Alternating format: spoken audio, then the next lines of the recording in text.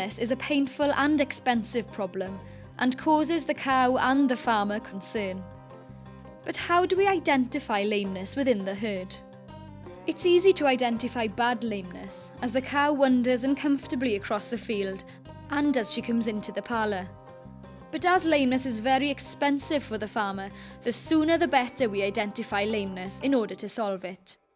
With a motion and recording system, i.e. locomotion scoring, it's possible to keep a close and regular eye on the herd's behaviour, in the hope of identifying any lameness as quickly as possible.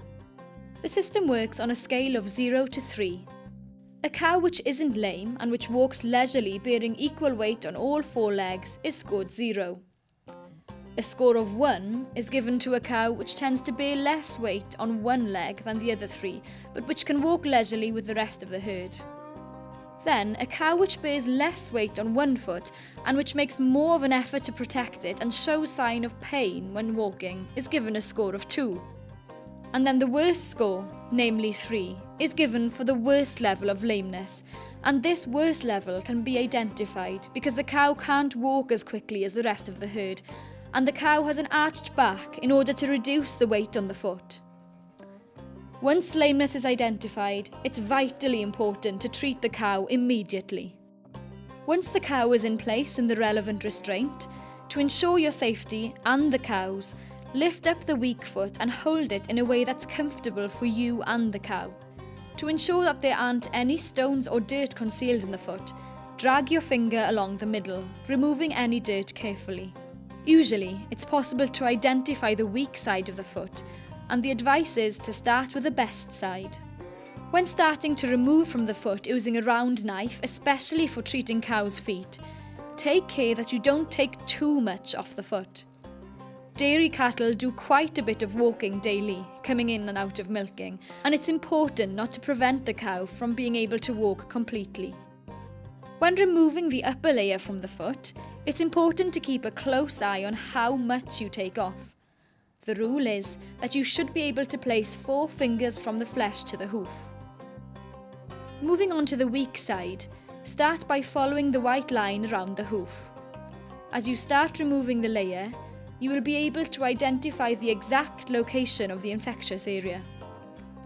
With this foot, the weak spot is on the higher side of the foot, where the white area is. And at this point, the expert doesn't know exactly what the problem is. It's possible that there is a pustule or infection concealed deeper in the cow's foot.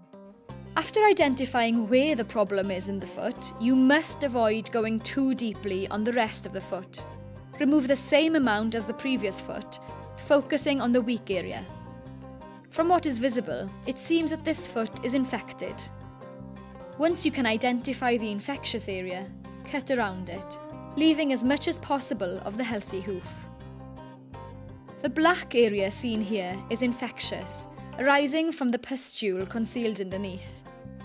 This blackness must be removed in order to get to the source of the weakness so it can be treated.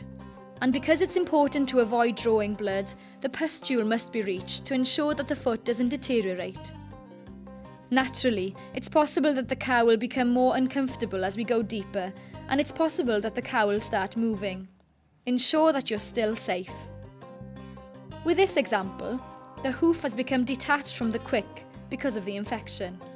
A little of the hoof around the pustule must be removed to ensure that it grows back correctly and that the foot strengthens. Once again, the 4-finger rule must be used. On this side, the length between the flesh and the top of the hoof is longer than 4 fingers, so the front of the foot needs to be cut. Both sides are now the same size. The infectious area needs to be treated so that the cow can return to the field to the rest of the herd.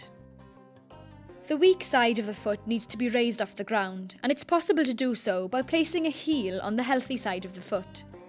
The expert warms up the healthy side of the hoof and the side of the heel in order to speed up the process of gluing the heel to the foot. The heel takes the weight off the weak area. Before wrapping up the whole foot, place antibiotic powder on the open flesh. Place a piece of clean tissue on it before wrapping the rest of the foot.